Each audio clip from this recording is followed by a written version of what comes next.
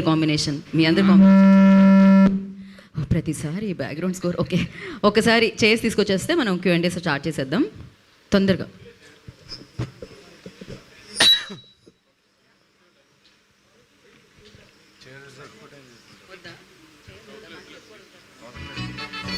సరే చేయొద్దు, నుంచొని ఆన్సర్ చేసేస్తా ఉంటున్నారు.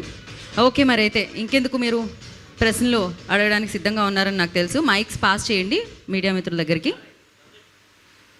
మైక్ ఇచ్చారా? ఎవరు స్టార్ట్ చేశారు? నాగేంద్ర కుమార్ గారు అడుగుతున్నారా? మైక్ ఇవ్వలేదా? మైక్ ఇవ్వండి అక్కడ తీసుకెళ్ళి. ఓకే నవీన్, కానీ మాకు క్యాప్చర్ చేయడానికి కావాల్సి వస్తుంది.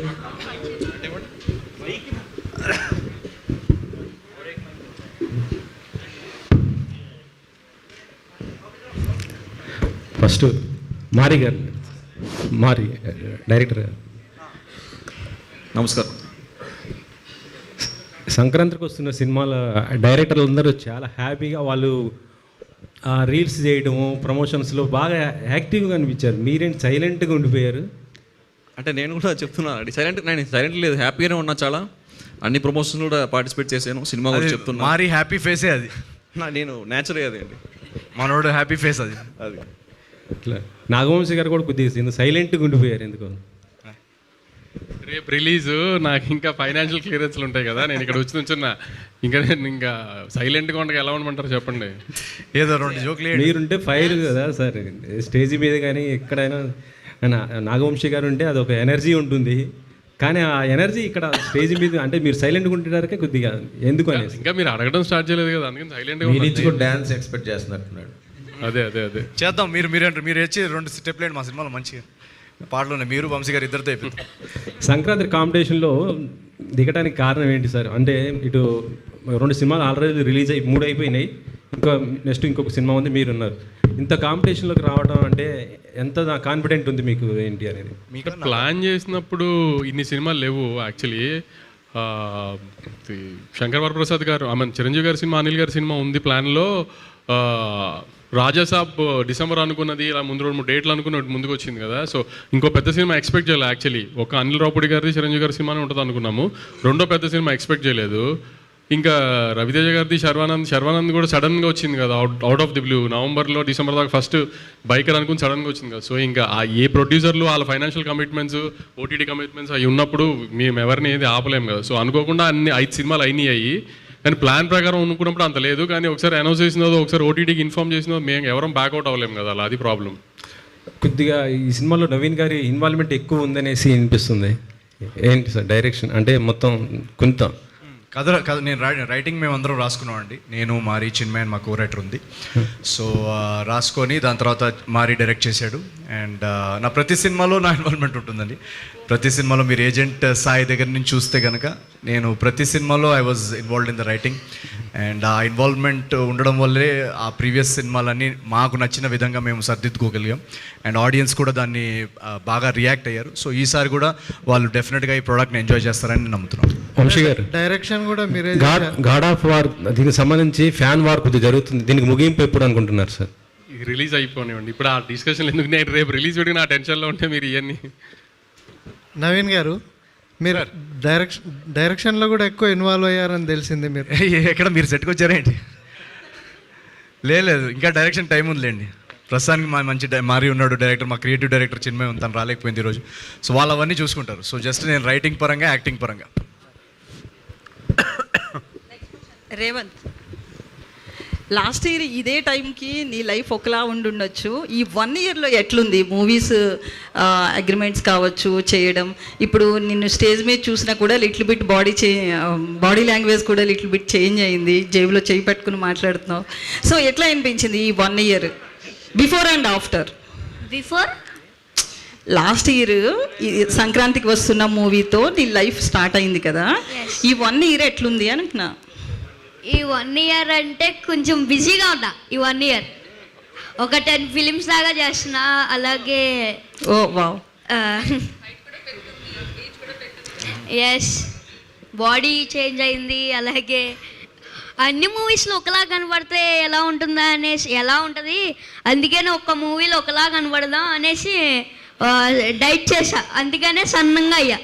అవును, చాలా వెయిట్ లాస్ అయ్యి. అయితే మొన్న చిరంజీవి అంటే మొన్న రిలీజ్ అయింది కదా చిరంజీవి గారి మూవీ, చిరంజీవి గారితో చేయడం ఎట్లా అనిపించింది? ఇండస్ట్రీలో ఎవరైనా చిరంజీవి గారితో చేయాలనుకుంటారు, బట్ ఎవరికి కుదరదుగా. అది నేను 1 ఇయర్లో ఒకే మూవీ తీసా, ఆ 1 ఇయర్లో నేను చిరంజీవి గారితో యాక్ట్ చేశా. అది నాకు చాలా లైఫ్లో హ్యాపీయెస్ట్ మూమెంట్. ఓకే, నవీన్ గారు, బేసికల్లీ చిరంజీవి గారు కావచ్చు, ప్రభాస్, అలాగే రవితేజ ఇలాంటి పెద్ద స్టార్స్ మూవీస్ వస్తున్నప్పుడు మీ మూవీ వస్తుంది, అదే ఆ మూవీస్తో పోటీగా అన్నప్పుడు ఎట్లా ఫీల్ అయ్యారు? ఇందాక అనే చెప్పినట్టు ఆ టైంలో మాకు అనౌన్స్ చేసుకున్నాం మేము, ఎంత ఆల్మోస్ట్ ఫిబ్రవరి ఆ టైంలో తెలిసిన తర్వాత. సో ఆ టైంలో అయితే మాకు ఐడియా లేదు ఇవన్నీ. తర్వాత తెలిసిన తర్వాత ఏంటంటే మాకు బేసికలీ మేము ఈ సబ్జెక్ట్ వచ్చేసి అనే ఇప్పుడు సంక్రాంతికి వేద్దామని అన్నప్పుడు మాకు డిస్కషన్ వచ్చింది ఏంటంటే ఈ సబ్జెక్ట్లో మ్యాటర్ ఏదైతే ఉందో కంటెంట్ మెటీరియల్ ఇది ఒక వెరీ వెరీ ఫెస్టివ్ పండక్కి కొన్ని సినిమాలు ఉంటాయి, ఫర్ ఎగ్జాంపుల్ అది ఓటీటీలో కూడా చూసుకోవచ్చు. ఈ సినిమా కంటెంట్ ఎలాంటిదంటే ఒక ఫుల్ హౌస్ ప్యాక్డ్ థియేటర్లో జనాలతో కూర్చొని అందరూ ఒకటేసారి నవ్వుతుంటే ఒక ఎనర్జీ ఉంటుంది కదా మన ఫ్యామిలీ మెంబర్స్తో. కానీ ఇప్పుడు జాతిరత్నాల్లో మీరు చూసుంటే కనుక ఒక థియేటర్లో అంతా ఒక ఫుల్ షేక్, ఆ కైండ్ ఆఫ్ వైబ్లు, పండగ ఎలిమెంట్స్, ఆ ఫ్యామిలీ ఇమోషన్స్, డ్రామా, ఒక బ్యూటిఫుల్ లవ్ స్టోరీ, ఇన్ని ఇమోషన్స్, ఇన్ని ట్రాక్స్ అన్నీ కుదిరాయి కాబట్టి ఇది పండగకేస్తే మన ఆడియన్స్ చాలా ఎంజాయ్ చేస్తారు దీని అని అనిపించింది అందరికీ. సో ఒక్కసారి అది అనిపించిన తర్వాత సినిమా చూసుకున్న తర్వాత అరే సినిమా చాలా బాగా వచ్చింది, సో పండగని అనుకున్నాము, ఇంకెందుకు మనం వెళ్ళిపోదాం అని చెప్పేసి మనం ముందుకెళ్ళాం అనమాట. మీరు అన్నట్టు డెఫినెట్గా పెద్ద సినిమాలు ఉన్నాయని తెలుసు. సో మాకేంటంటే ఒక చిన్న బడ్జెట్ సినిమా ఇది. సో ఆ సినిమాలు వస్తున్నప్పుడు మా సినిమా రేపు రిలీజ్ అయ్యి ఆ వర్డ్ ఆఫ్ మౌత్, దాన్ని రియాక్షన్స్ థియేటర్లో రేపుగా అది మీడియా కానీ ఆడియన్స్ కానీ దాన్ని ఇంకా ఆడియన్స్లోకి తీసుకెళ్తారని ఒక నమ్మకం. ఎప్పుడు నా సినిమాలకు జరిగేది కూడా అదే. సో ఈసారి కూడా మీరందరు సినిమా చూసిన తర్వాత మీకు సినిమా నచ్చితే డెఫినెట్గా మీరు ఆ వర్డ్ ఆఫ్ మౌత్ని ఆడియన్స్ వరకు చేరుస్తారు, నెక్స్ట్ షోకి నెక్స్ట్ సెట్ ఆఫ్ ఆడియన్స్ వస్తారని నమ్మకం. మీనాక్షి గారు, మీ రోల్ విషయానికి వస్తే మనం ట్రైలర్లో చూసాం కదా టెంపుల్లో సీను ఎస్పెషల్లీ. సో అది ఎలా అనిపించింది? అంటే చాలా సీన్స్ ఇవన్నీ కూడా చాలా ఇన్నోసెంట్గా గౌల్గా కనిపిస్తున్నారు కదా, సో మీకు సీన్స్ నరేట్ చేసినప్పుడు ఎట్లా అనిపించింది? ఆ టెంపుల్ సీన్ యాక్చువల్లీ నా రియల్ లైఫ్లో కూడా జరిగింది అండి. నాకు అసలు ఐడియా లేదు ఏంటి అది ఎలా చేయాలి అని. సో కొన్నిసార్లు అది పండిత్ విల్సే ఒక శుద్ధ సంస్కృత్లో చెప్తున్నారు ఉంటారు కదా, సో నాకు కూడా కొంచెం టైం పడే అలా. ఇక్కడ మేము రియల్ లైఫ్లో కూడా రిలేట్ చేస్తూనే ఉంటారు. సో మీకు చాలా ఫనీ మీ రియల్ లైఫ్లో మీకు గుర్తు వస్తుంది మీరు ఈ చూస్తే. సో డెఫినెట్గా చాలా ఫన్ సీన్స్ ఉన్నాయండి, అండ్ మన లైఫ్లో జరుగుతూనే ఉంటారు. కొంచెం మీడియం బడ్జెట్ ఎఫెక్షన్. సో డెఫినెట్గా మావగారు మన నాగవంశీ గారు డెఫినెట్గా మాకు బాగానే మంచి మీడియం బడ్జెట్ ఎఫెక్షన్ చూపించారు. ఎక్కడ కూడా మాకు ఎఫెక్షన్ తగ్గనివ్వలేదు. సినిమాకి కావాల్సింది ఏది అడిగినా కూడా ఆయన సపోర్ట్ చేశారు. సాధారణంగా ఈ ట్రైలర్ కట్లోని when Rao Ramesh is there in the film, so ట్రైలర్లోనే ఆయనతో ఏదో ఒక డైలాగ్తోనో దానితో ఆకట్టుకోవడానికి చూస్తారు. ఇందులో మీ ట్రైలర్ కట్లో మొత్తం ఎక్కడ ఆయనతో చిన్న సౌండ్ కూడా రాకుండా చూపించారు. What sort of character he is playing? చాలా హిలేరియస్ క్యారెక్టర్ అండి.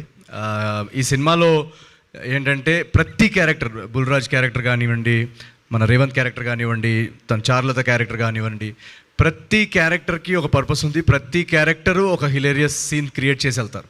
సో రావు రమేష్ గారు కూడా ఆయన అందరికీ తెలుసు ఎక్సలెంట్ పర్ఫార్మర్, అండ్ ఆయన కామెడీ టైమింగ్ కూడా చాలా బాగుంటుంది. సో మేము ఆ రోల్కి ఆయనే పర్ఫెక్ట్ అని అప్రోచ్ అయ్యాము. ఆయన ఒకసారి విన్న తర్వాత చాలా చాలా నవ్వారు అనమాట నరేషన్లో. నవ్వి సెట్కి ఎప్పుడైతే వచ్చారో నాకు ఇప్పటికీ గుర్తు, ఫస్ట్ 2 days ఆయన షూటింగ్ అయిన తర్వాత సడన్గా రాత్రి 12-12:30కి ఒకసారి వాయిస్ క్లిప్ పెట్టారు.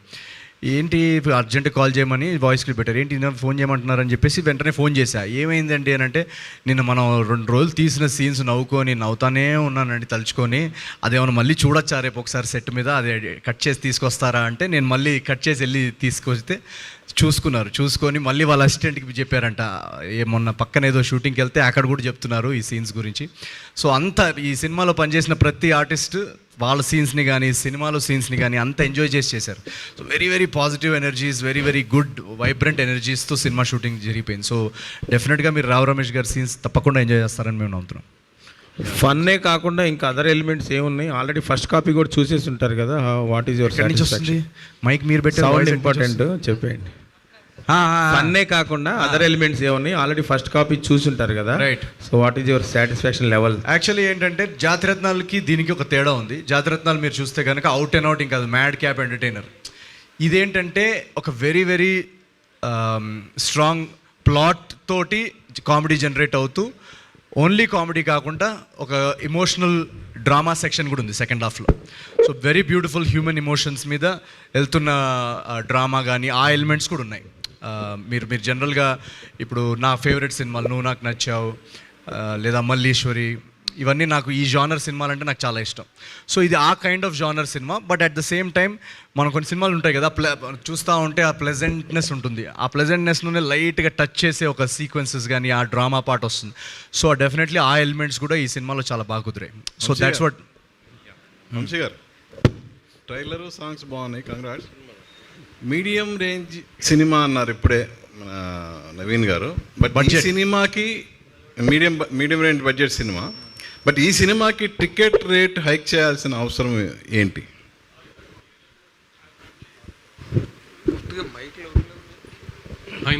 మీరు ఇందాక చెప్పినట్టే 5 సినిమాలు వస్తున్నాయని తెలుసు కదా మీకు కూడా. ప్లస్ ప్రభాస్ గారి సినిమా, చిరంజీవి గారి సినిమా వస్తున్నాయి. So next mid range cinema కాబట్టి థియేటర్లో మామూలుగా ల్యాండ్ చేసినట్టుగా ల్యాండ్ చేయలేము కాబట్టి పండగ టైంలో ఆ 4-5 రోజులు అడ్వాంటేజ్ తీసుకుంటానికి తక్కువ థియేటర్లు ఉంటాయి కాబట్టి ఒక 50 రూపాయలు తెచ్చామండి అంతే. మనం పెద్ద రేటు పెంచేసింది ఏం లేదు. సింగిల్ స్క్రీన్స్కి 50 రూపాయలు తెచ్చాం.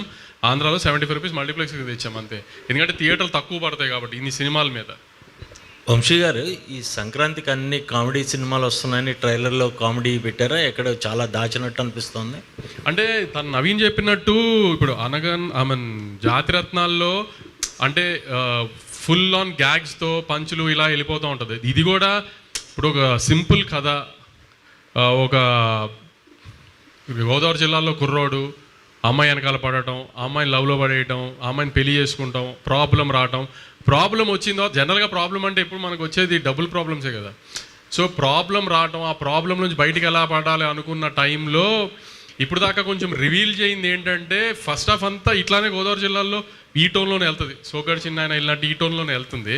సెకండ్ హాఫ్లో మాత్రం ఒక స్పేస్ తర్వాత సడన్గా సినిమా ఒక పొలిటికల్ సెటైర్గా మారుతుంది. సెకండ్ హాఫ్ అంతా ఇంకా last 45 minutes of the film ఒక పొలిటికల్ సెటైర్. అంటే ఎవరిని కించపరిచేటట్టు ఆ సెన్స్లో కాదు. పల్లెటూరుల్లో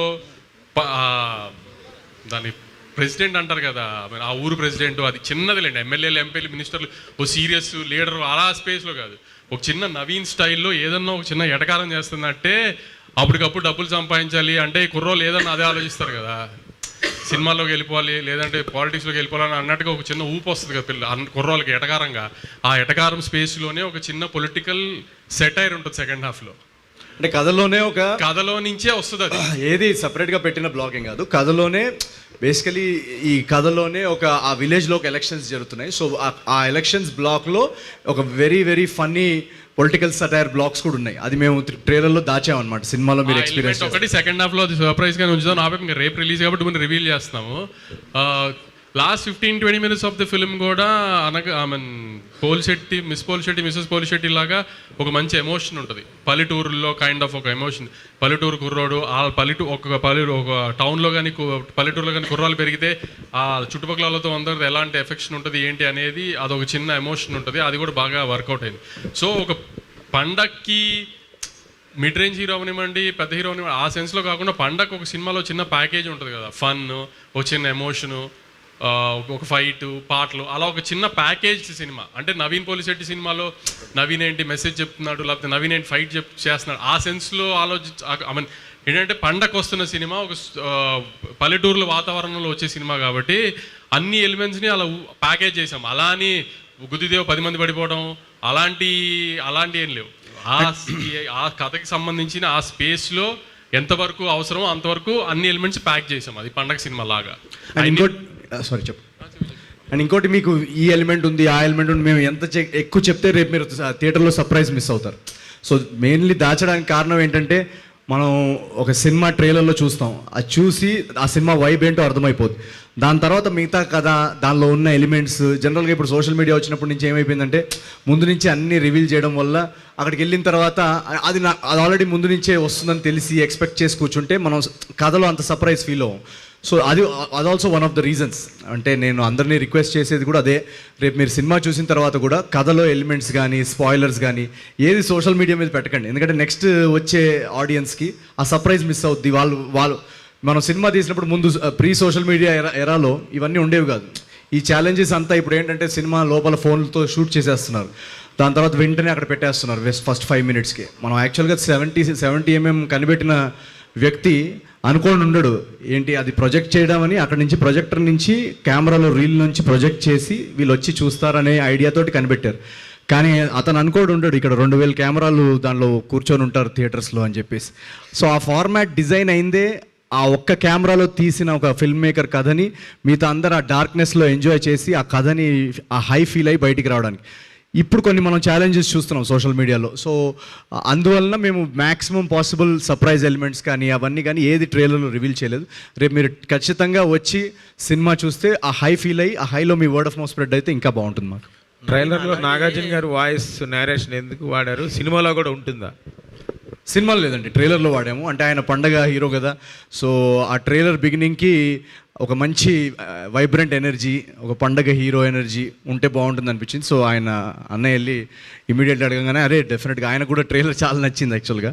సో అందుకే ఆయన వెంటనే ఒప్పుకున్నారనమాట, ఇది పర్ఫెక్ట్ మీటర్ సినిమా పండగకి అని చెప్పేసి ఆయన చెప్పడం జరిగింది. సో చాలా అద్భుతంగా వచ్చింది ఆయన వాయిస్ ఓవర్ కూడా ట్రైలర్. ఇందులో మీరు యాక్షన్ చేశారు, ప్రశాంత్ నీళ్ళు సైడ్ తీసుకొచ్చారని ఓ డైలాగ్ ఉంటుంది.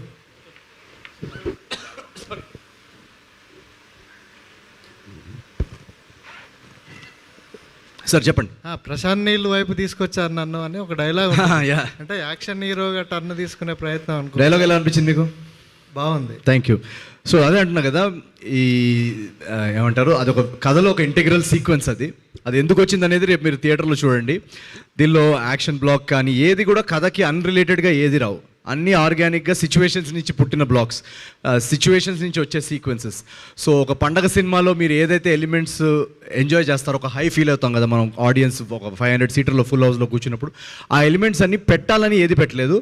కథలోనే ఆర్గానిక్గా రైటింగ్ లెవెల్లోనే మాకు రాసుకునేటప్పుడు అరే ఇక్కడ ఒక సీన్ ఇది పడుతుంది, ఇక్కడ ఒకటి పడుతుంది, ఎక్కడైతే ఇది ఆర్గానిక్గా లేదు లేదా ఇది న్యాచురల్గా రావట్లేదు అనిపిస్తే అసలు అది రైటింగ్ లెవెల్లోనే డిలీట్ చేసాం. సో ప్రతిదీ ఒక ఫ్లోలో ఒక సిచ్యువేషనల్ కామెడీ, ఆ సిచ్యువేషనల్ కామెడీ నుంచి వచ్చే ఒక డ్రామా అలా ఫ్లో అవుతూ ఉంటుంది. సో రేపు యాక్షన్ బ్లాక్ కానీ అది కానీ మీరు చూసిన తర్వాత మీరే చెప్పండి మీకు ఎలా అనిపించింది. నవీన్, ప్రతి సినిమాకి చాలా గ్యాప్ తీసుకుంటున్నారు. ఇటు సార్ చెప్పండి సార్. చాలా గ్యాప్ తీసుకుంటున్నారు అంటే స్క్రిప్టింగ్కి టైం పడుతుందా మీకు, లేదంటే మీ టీం సెట్ అవ్వడానికి టైం పడుతుందా? లేదు ఈసారి ఇది కూడా ఆర్గానికేనా? లేదు అన్నీ ఆర్గానికే, మనది ఏది ఇన్ఆర్గానిక్ లేదు. ఇది ఏంటంటే బేసికలీ ఈసారి ఒక ఏమంటారు, నేను చాలాసార్లు ఇంటర్వ్యూలో కూడా చెప్పాను, మళ్ళీ రిపీట్ పాయింట్ లాగా అవ్వచ్చు, మీరు అడిగారు కాబట్టి చెప్తున్నాను. ఎప్పుడైతే మనకి 3 కంటిన్యూస్ హిట్స్ పడతాయో మనకు ఒక కాన్ఫిడెన్స్ కానీ ఎనర్జీ చాలా హైలో ఉంటుంది. వెంటనే ఒక 6 నెలల్లో ఇంకొక అర్జెంటుగా సినిమా దింపేయాలనే మైండ్ సెట్లో ఉంటారు ఎవరన్నా. సో నేను కూడా ఎప్పుడైతే మిస్ షెట్టి హిట్ అయిందో వెంటనే ఇంకొక బ్యూటిఫుల్ సినిమా దింపేయాలన్న మైండ్ సెట్లో ఉన్నా. బట్ అన్ఫార్చునేట్లీ దాని తర్వాత ఒక మేజర్ యాక్సిడెంట్ జరగడం వల్ల నాకు ఎప్పుడైతే యాక్సిడెంట్ జరిగిందో ఒక 8-9 months అసలు మీరు అవుట్ ఆఫ్ యాక్షన్ అని చెప్పేశారు డాక్టర్స్. సో అదొక సెట్ బ్యాక్ జరిగింది. అందువల్ల మీరు చూస్తుంటే కనుక ఈ గ్యాప్ చాలా 1 year పోవడం వల్ల సెట్కి వెళ్ళలేకపోయాను. ఆ గ్యాప్ అందుకే అది ఎక్కువగా కనిపిస్తుంది. ఆ డౌన్ టైంలో ఈ సినిమా కథ కానీ స్క్రీన్ ప్లే కానీ బౌండ్ స్క్రిప్ట్ కానీ రాయడం జరిగింది. అండ్ రాసుకున్న తర్వాత మేము యాక్చువల్గా షూట్ జనాలు ఆడియన్స్లో ఇది కమ్యూనికేషన్ వెళ్ళిందో లేదో మాకు తెలియదు, కానీ మేము షూట్ యాక్చువల్లీ మొన్న Februaryలో స్టార్ట్ చేసాం ఈ సినిమాది. దాని ముందంతా నా రికవరీకి రైటింగ్కి ఆ ఇయర్ మేము వాడుకోలేకపోయాం షూటింగ్కి. So actual number of shoot days ఈ సినిమా చాలా తక్కువ. వెంటనే Februaryలో స్టార్ట్ చేసాము, టక్మని ఫినిష్ చేసేసాము. సో ఈ గ్యాప్ విషయానికి వస్తే అలా ఏం లేదు. అంటే అది జాతిరత్నాల టైంలో ఏమైందంటే 1 year సినిమా రెడీ అయిన తర్వాత 1 year లాక్డౌన్లో సినిమా అలా ఎడిట్ టేబుల్ మీద పడుంది, ఒక పాండమిక్ వచ్చింది. సో ఇప్పుడు ఆ పాండమిక్ అనేది మనం ప్లాన్ చేయలేదు కదా. సో అలా కొన్నిసార్లు అలా మనకు అవుట్ ఆఫ్ కంట్రోల్ ఉన్న రీజన్స్ అవ్వచ్చు.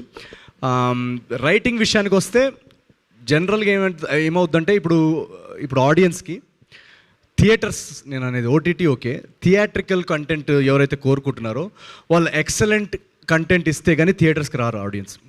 సో ఎక్సలెంట్ కంటెంట్ వాళ్ళని ఏదో ఒక హుక్ చేయగలిగే ఎలిమెంట్ ఉండాలి కథలో. అది ఉండాలంటే మనకి మంచి రైటింగ్ ఉండాలి ఫస్ట్ థింగ్. ఆ మంచి రైటింగ్ సబ్జెక్ట్స్ పట్టడం, మార్కెట్లో ఉన్న మంచి స్క్రిప్ట్స్లోంచి మంచి రైటింగ్ సబ్జెక్ట్స్ పట్టడం అనేది అంత ఈజీ కాదు. ఎందుకంటే మనకు ఆల్మోస్ట్ ఒక 15 to 17 హీరోస్ ఉన్నారు, ఒక 10 బిగ్ ప్రొడక్షన్ హౌసెస్ ఉన్నాయి. ప్రతి ప్రొడక్షన్ హౌస్కి ఒక 4-5 హీరో డేట్స్ ఉంటాయి. ఒక డైరెక్టర్ వచ్చి ఒక కథ చెప్తే వాళ్ళ దగ్గర ఉన్న డేట్స్ ఎవరైతే ఉన్నాయో వాళ్ళ దగ్గరికి వెళ్ళొచ్చు. లేదా ఫర్ ఎగ్జాంపుల్ ఇంకేదన్నా ఏజెన్సీస్ ఉంటాయి. ఫర్ ఎగ్జాంపుల్ టాలెంట్ ఏజెన్సీస్ రాస్టర్లో ఒక 4 యాక్టర్స్ ఉన్నారనుకోండి, ఆ యాక్టర్స్కి ఈ ప్రాజెక్ట్ అటాచ్ చేద్దాం. సో డిఫరెంట్ ఫ్యాక్టర్స్ వల్ల ఆ బెస్ట్ స్క్రిప్ట్ ఏదైతే మార్కెట్లో ఉందో అది మన వరకు వస్తుందో లేదో మనకు తెలియదు. దాంట్లో కొన్ని ఎక్స్ ఫ్యాక్టర్స్ కూడా ఉంటాయి. నేనేంటంటే నరేషన్ విన్నప్పుడు ఒక కథ ఎక్సైటింగ్గా అనిపిస్తుందా, రైటింగ్ లెవెల్లో దీన్ని బౌండ్ స్క్రిప్ట్ లెవెల్లో ఎలా అనిపిస్తుంది అని అన్న తర్వాతే నేను జనరల్గా సెట్కి వెళ్తాను. ఎందుకంటే జనరల్గా మనం సెట్కి వెళ్ళిన తర్వాత ఇది బాగాలేదు అది బాగాలేదు అని మళ్ళీ రీషూట్స్ పెట్టుకొని ఆ స్ట్రెస్ నాకు ఆ స్టైల్ నాకు వర్కౌట్ అవ్వదు. సో నా ఎఫర్ట్ అదే basically to pick story telling which I feel that audience will enjoy in theatres. So అలా అని నెక్స్ట్ ఇయర్ ఈ ఏమంటారు కొంచెం దిష్టి తగిలిందని అంటుంది మా మదర్. సో ఈ దిష్టి తగలడం వల్ల ఏదైతే యాక్సిడెంట్ వల్ల కొంచెం టైం పోయిందో నెక్స్ట్ ఇయర్ అది ఉండదు. కాబట్టి డెఫినెట్గా per year at least 2 very good films దింపాలనే నా గోల్, నా ఎయిమ్. మీ అందరూ కలిసి ఈ స్క్రిప్ట్ వర్క్ చేశారన్నారు. ఇక్కడే సైడ్ బై సైడ్ ఇక్కడ సార్ చెప్పండి సార్. మీ అందరూ కలిసి ఈ స్క్రిప్ట్ని డెవలప్ చేశారన్నారు, సినిమా పరంగా ఓకే. బట్ వాట్ అబౌట్ మీరు ప్రమోషనల్ వీడియోస్ కొన్ని చేశారు, ఆ ఆలోచన ఎవరిది? మీనాక్షి గారు కానీ అనౌన్స్మెంట్ కానీ ఏదన్నా సాంగ్ అనౌన్స్మెంట్ కానీ కంటెంట్ ఏదొచ్చినా ఒక వీడియో వచ్చేది. సో ఆ ఆలోచన ఎవరిది? ఎవరిది అనిపిస్తుంది మీకు? మీరు చెప్పండి. మీరు గెస్ట్ తీసుకోండి. గెస్ట్ చేయమంటున్నారు, చేయండి ఒకసారి. మీనాక్షి గారు మీరు చేశారా? అది first promo video idea actually నా లైఫ్తో దే టుక్. అలాగే నేను చెప్పాను కదా ఇందాక, అది నా రియల్ లైఫ్ సీన్స్ ఎగ్జాక్ట్లీ సినిమాలో ఉంది. అలాగే మన ప్రోమో వీడియో కూడా నేను ప్రతి 1-2 వీక్స్ తర్వాత డైరెక్టర్తో ఒక 1 డే ఆఫ్, నాకు ఒక జ్యువెలరీ షాప్ ఓపెనింగ్ ఉంది అని, సారీ షాప్ ఓపెనింగ్ ఉంది అని. సో లైక్ అదే ప్రతిసారి మన డేట్స్తో యూర్ టేకింగ్ డే ఆఫ్స్ అని. సో అలా దే గాట్ దట్ ఐడియా, ఒక ఐడియా గుర్తుంచింది అండ్ ఒక ప్రోమో వీడియో షూట్ చేశాను. సో అలా మీరు యాక్చువల్గా అయితే అది తను చెప్పింది నిజమే. జనరల్గా ఏంటంటే నాకు ఈ ప్రమో వీడియోస్ చేయడం రాయడం అనేది నాకు చాలా ఇష్టం. అది ఎందుకు స్టార్ట్ అయిందంటే ఏజెంట్ టైంలో మాకు మార్కెటింగ్ బడ్జెట్స్ ఉండేవి కాదు, గురుగారికి తెలుసు. సో ఆ టైంలో ఈవెంట్స్కి చేయాలన్నా, ఛానల్స్కి ఏదైనా టీవీ షోస్కి వెళ్దామన్నా కూడా ఎవరు పిలిచేవాళ్ళు కాదు. పోనీ ఒక 5 minute సెగ్మెంట్ ఇవ్వండి అని అడిగినా ఎవరన్నా ఫేమస్ ఉంటే పిలుద్దామని. ఇంకెలా ఆడియన్స్ని చేరుకోవడం ఎలా అనే ఒక నెసెసిటీ నుంచి ఈ ప్రమోషనల్ వీడియోస్ అనే ఐడియాస్ పుట్టాయి. సో మీరు ఏజెంట్ టైంలో వెళ్ళి చూస్తే కనుక 3-4 వీడియోస్ బాగా వైరల్ అయ్యాయి ఆ టైంలో. ఇన్ఫ్యాక్ట్ ఆ సినిమాకి అటెన్షన్ రావడానికి కారణం అయ్యాయి. సో అప్పుడు నాకు అర్థమైంది ఏంటంటే ఓకే, మనం ఒక మీడియా ఛానల్ పిలుస్తున్నారా లేదా అని వెయిట్ చేయాల్సిన అవసరం లేదు. మనకి వీలైనంత మన ప్రమో వీడియోస్ మనమే రాసుకుందాం, మనమే దాన్ని ఆడియన్స్ని ఎక్సైట్ చేసేలా చేద్దాం. ఇంకా జాతిరత్నాలు మీకు తెలిసిందే, దాని తర్వాత నుంచి అది క్యాచ్ ఆన్ అయిపోయింది. సో ఇప్పుడు ఏంటంటే ప్రతిసారి ప్రమోషన్స్ వచ్చినప్పుడు నాకు మెసేజ్ వస్తుంటాయి సోషల్ మీడియాలో, సినిమా కంటే ప్రమోషన్స్ ఏం చేస్తామని చూస్తున్నా అన్న అని చెప్పి. సో ఆ ప్రెషర్ బాగా పెరిగిపోతుంది. సో ప్రతిసారి కొత్త ఐడియా తీసుకురావడం చాలా కష్టం. మీరు అప్పుడు ఆ జ్యువెలరీ యాడ్ చూశారు, అదేం అలా టక్మని క్రాక్ అవ్వలేదు. తను అన్నట్టు 2-3 సార్లు ఎప్పుడు ఏదైనా షూట్ చేద్దామన్నా కూడా తొందరగా వెళ్ళిపోతూ ఉంటుంది. ఏంటి ఎక్కడికి వెళ్తుంది అని అంటే జ్యువెలరీ స్టోర్ ఓపెనింగ్ అని చెప్పేవాళ్ళు వాళ్ళ మేనేజర్. సో నాకు అక్కడ స్ట్రైక్ అయిందనమాట, ఈ జ్యువెలరీ స్టోర్ మీదే మన ప్రమో ఓపెన్ చేస్తే ఎలా ఉంటుంది. సో అప్పుడప్పుడు అలా సెట్ మీద టక్మని ఐడియాస్ వచ్చేస్తాయి. అంటే ఈ ట్రెండ్ నవీన్ పోల్శెట్టి మొదలెట్టారు చెప్పాలంటే, అంతే కదా తెలుగులో? నేను ఎప్పుడు చెప్పానండి అది? ఈ ట్రెండ్ ఎప్పటి నుంచో ఉంది, అలా ఏం లేదు. మన హిందీ సినిమాల్లో కానీ తెలుగులో కానీ అలా మనం ఏది మొదలెట్టామో అలాంటిది ఏమి ఉండదు. మనం ఏది మనకి వర్కౌట్ అయింది ఏది చేసుకున్నాం అనేది అంతే. అంటే జోగిపేట్ శ్రీకాంత్ అనేది ఒక ఐకానిక్ క్యారెక్టర్. మీకు చెప్పాలంటే నవీన్ పోల్శెట్టి సినిమా చేస్తున్నాడంటే జోగిపేట్ శ్రీకాంత్ను దాటి చేయాలి అని మీరు స్క్రిప్ట్ చేసేటప్పుడు దాన్ని మీరు మైండ్లో పెట్టుకుని చేస్తారా? లేదు, దాటాలని మైండ్లో పెట్టుకోను, డిఫరెంట్గా ఉండాలని మైండ్లో పెట్టుకుంటా. ఎందుకంటే ఈ ఫలానా క్యారెక్టర్ని ఇలా దాటాలి అలాంటి గోల్స్ మనం పెట్టుకోలేము. అది ఆడియన్స్ దాటిస్తారు. మనం దాటాలని మనం చేసినా రేపు వాళ్ళు దాటిస్తారని గ్యారంటీ లేదు. నేను అలా ఆలోచించాను. నేను ఎవ్రీ క్యారెక్టర్, ఇప్పుడు ఏజెంట్ టైంలో నేను మార్కెట్లోకి ఎక్కడికైనా వెళ్తున్నప్పుడు ఏజెంట్ అని అనేవాళ్ళు అనమాట. సో ఆ టైంలో నాకు ఉండేది ఒక ఏజెంట్ అంటే ఒక డిటెక్టివ్, దాని నుంచి డిఫరెంట్గా చేయాలని జాతిరత్నాలు జోగిపేట శ్రీకాంత్ చేయడం జరిగింది. అది బాగా మాసెస్లోకి వెళ్ళిపోయింది కాబట్టి నాకు మల్టీప్లెక్స్కి దూరం అవుతున్నాను అన్న ఒక డౌట్ వచ్చింది. అందుకే Miss Shetty Mister Polishetty అనేది ఒక వెరీ అర్బన్ రామ్ కామ్ చేద్దామని డిసైడ్ అయ్యాను అనమాట. సో ఈ సబ్జెక్ట్కి ఆ 3 క్యారెక్టర్స్కి వేరియేషన్గా ఒక రూరల్ బ్యాక్డ్రాప్లో నేను ఎప్పుడు చేయలేదు. ఆ మాస్ ఎలిమెంట్స్ ఉంటూ, ఆ ఎటకారం ఉంటూ, ఆ ఎనర్జీ ఉంటూ, అసలు అటు సైడ్ క్యారెక్టర్స్ కానీ ఎప్పుడు నేను పట్టలేదు. సో ఈ సబ్జెక్ట్ రాస్తున్నప్పుడు నాకు అనిపించింది ఇది ఒక డెఫినెట్గా జోగిపేట శ్రీకాంత్ తర్వాత ఇది ఒక డిఫరెంట్ వేరియేషన్ ఉంటుంది ఈ రాజు అనే క్యారెక్టర్. అందరు ఇన్స్టెంట్గా దీన్ని ఎంజాయ్ చేస్తారని ఒక ఫీల్ వచ్చింది. అది ఇంకా యాక్టింగ్ వర్క్షాప్స్లో, రైటింగ్లో దాన్ని ఇంకా డెవలప్ చేసుకుంటూ స్క్రీన్ మీద మీరు వాళ్ళు చూస్తున్నారు ట్రైలర్లో. సో డెఫినెట్గా ఇది ఒక very very new variation and ఒక కమర్షియల్ సినిమా వేరియేషన్లో ఇది చాలా బాగుంటుందని మా అందరి నమ్మకం. నవీన్ ఇక్కడ నాగేంద్ర కుమార్ గారు. సార్ చాలా కష్టపడి చాలా వర్కౌట్లు చేసి చాలా హార్డ్ వర్క్తో ప్రోడక్ట్ని బయటకు తీసుకొస్తున్నారు రేపు. సో మీ హార్డ్ వర్క్ అంతా బాగా సక్సెస్ అవ్వాలని ఆల్రెడీ చిరంజీవి గారు ఆయన ఫంక్షన్లో చెప్పారు, ఈ సినిమా అన్ని సినిమాలు ఆడాలి, అదే రియల్ సంక్రాంతి అని చెప్పి ఆయన ఆల్రెడీ చెప్పడం జరిగింది. So his blessings should really work out for you. అయితే ఇప్పుడు ఈ సినిమాకి సంబంధించినంత వరకు నీ ఇన్వాల్వ్మెంట్ స్టోరీ మేకింగ్లో right from the day one అన్ని సినిమాల్లోని నీ తాలూకు ఇన్వాల్వ్మెంట్ మోర్ సైడ్ ఉన్నది అన్నది అందరికీ తెలిసిన విషయమే. సో టీమ్ ఒకటి తయారయ్యారు, అందులో director is also an element, A component. కానీ మీరు అందరూ సినిమాని ఇలా చేసేసుకోవాలని కథ రెడీ చేసుకున్న తర్వాత what is the director has could really play specially or exclusively తనదని సెపరేట్ మార్క్ కానీ సెపరేట్ ఆలోచన కానీ ఏముంటుంది అందులో? అంటే తన రైటింగ్లో కూడా ఇన్వాల్వ్ ఉన్నాడు కదండి. That's what I'm saying. మీ అందరూ కూడా ఉన్నారు కదా మరి నేను మారి మా కో రైటర్ చిన్మయ్ మేము ముగ్గురం కలిసి డెవలప్ చేసుకున్నాం. సో తన రైటింగ్లో తనకి ఆల్రెడీ క్యారెక్టర్ తనకే పట్టుంది ఇలా ఉండాలని. అండ్ దెన్ పర్ఫార్మెన్స్ ఇప్పుడు నేను రైటింగ్లో ఇన్వాల్వ్ ఉన్నా కూడా రేపు మానిటర్ మీద నేను యాక్ట్ చేసేటప్పుడు నేను జస్ట్ ఆ క్యారెక్టర్ ప్లే చేయాలి. సో నా పర్ఫార్మెన్స్ కరెక్ట్గా వస్తుందా లేదా, ఆ పర్ఫార్మెన్స్ ఎక్స్ట్రాక్ట్ చేయడం అది వాళ్ళ బాధ్యత కదా. సో ఆ సెన్స్లో డైరెక్షన్ అనేది ఒక ఎక్స్ట్రా స్కిల్ సెట్ అది. ఆ మూమెంట్లో ఇప్పుడు అందరూ పర్ఫామ్ చేస్తున్నారు, మేము అందరూ కరెక్ట్ మీటర్లో చేస్తున్నామా లేదా, సో అవన్నీ కూడా ఎక్స్ట్రా స్కిల్ సెట్స్ కదా యాజ్ అ డైరెక్టర్. తర్వాత ఇప్పుడు 4-5 సినిమాలు రిలీజ్ అవుతున్న ఈ టైంలో డే అండ్ నైట్ కష్టపడడంలో వచ్చిన ప్రాబ్లము కదా.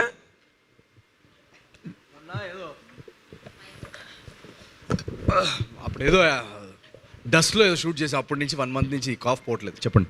అదే ఇప్పుడు 5-6 సినిమాల రిలీజుల మధ్యలో మీ సినిమా పడుతోంది. ఓకే, సినిమా కథగా ఎంత మీరు బాగా చేసుకున్నా ఈ 5 సినిమాలని మధ్యలో ఇది ఎక్స్క్లూజివ్గా ఒక మంచి హిట్ అవ్వాలి అని అంటే hero stamina is very important for the film. హీరోవే లిఫ్ట్ చేయాలి కదా స్టోరీని, అందులో ఉండే పొటెన్షియల్ని ఏదైనా. Do you really believe that you can lift it above the top? నేను అసలు అలా స్టామినా అలాంటి పెద్ద పెద్ద వర్డ్స్ నేను ఎప్పుడు నమ్మను. నేను నమ్మేది ఏంటంటే మన కథలో నమ్ముతాను. కథలో స్టామినా ఉంటే ఆ కథనే ఆడియన్స్లోకి వెళ్తుంది, ఆడియన్స్ దాన్ని లిఫ్ట్ చేస్తారని నేను నమ్ముతున్నాను.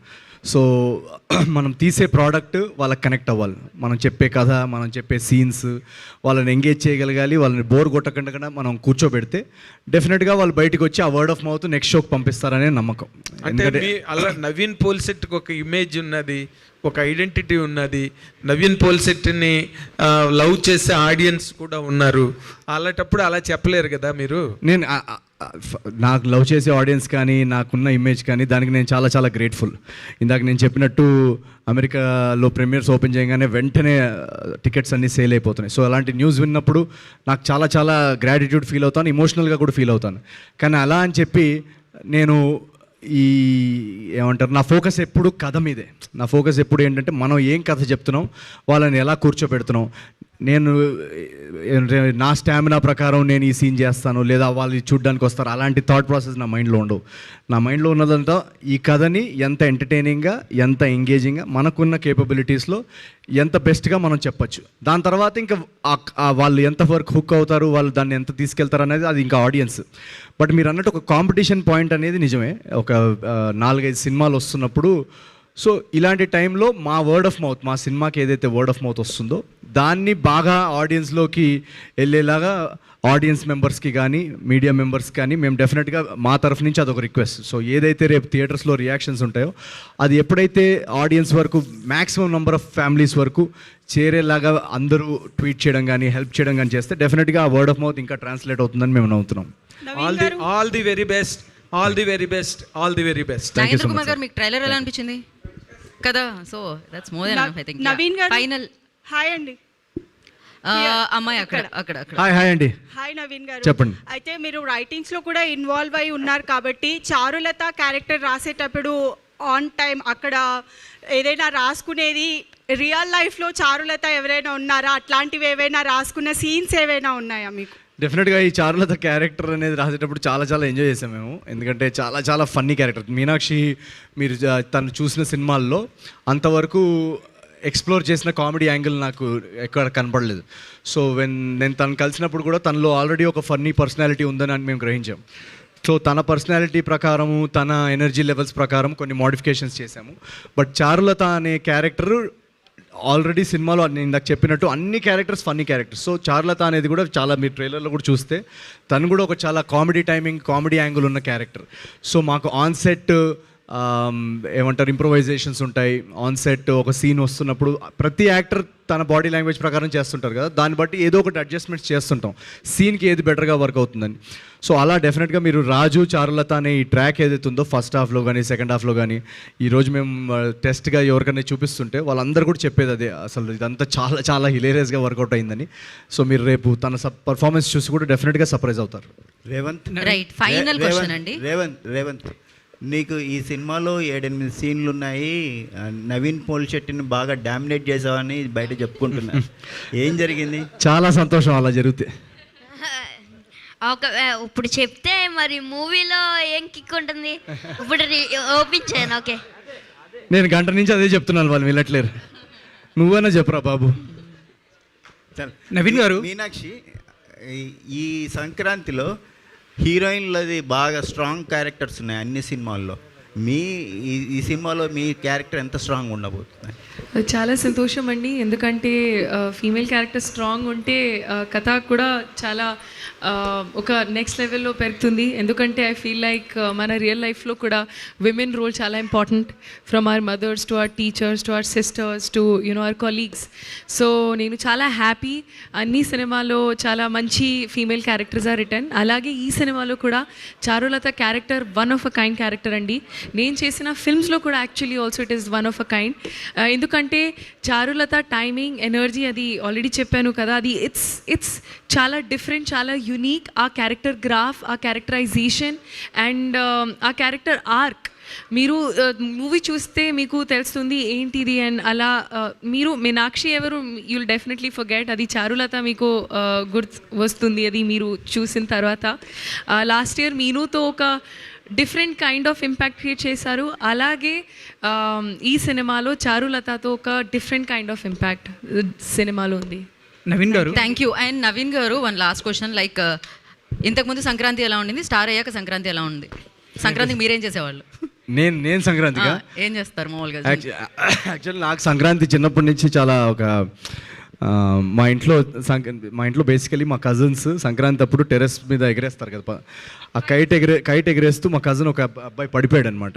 పడిపోయి ఇక్కడ అంతా క్రాక్ అయిపోయింది, మొత్తం క్రాక్ అయిపోతే ఇంకా ఆల్మోస్ట్ చనిపోతాడేమో అన్న జోన్లోకి వచ్చింది ఇన్సిడెంట్. ప్లెజెంట్గా అడిగారు, బట్ చెప్తున్నాను నా స్టోరీ. సో అప్పటి నుంచి ఏంటంటే మాకు సంక్రాంతికి కైట్ ఎగరేయాలంటే మా ఇంట్లో తోమేవాళ్ళు అసలు. సో మేము దొంగతనంగా కైట్ ఎగరేయడానికి ఇంకా అసలు ఎక్కడన్నా మా డాడీకి కనిపించకుండా, ఎవరైనా ఫ్రెండ్స్కి చెప్పకుండా. సో సంక్రాంతి వస్తుందంటే ఒక టెన్షన్ అనమాట, ఎక్కడ కైట్ ఎగరేస్తూ పట్టుబడ్డామంటే ఇంకా ఈయన తీసుకెళ్ళి తోముతాడని చెప్పేసి. సో ఆ మెమరీ నాకు ఇప్పటికీ, ఏదైనా కైట్ చూశానంటే నాకు భయం, మా డాడీ ఎక్కడి నుంచి చూస్తున్నాడా అని.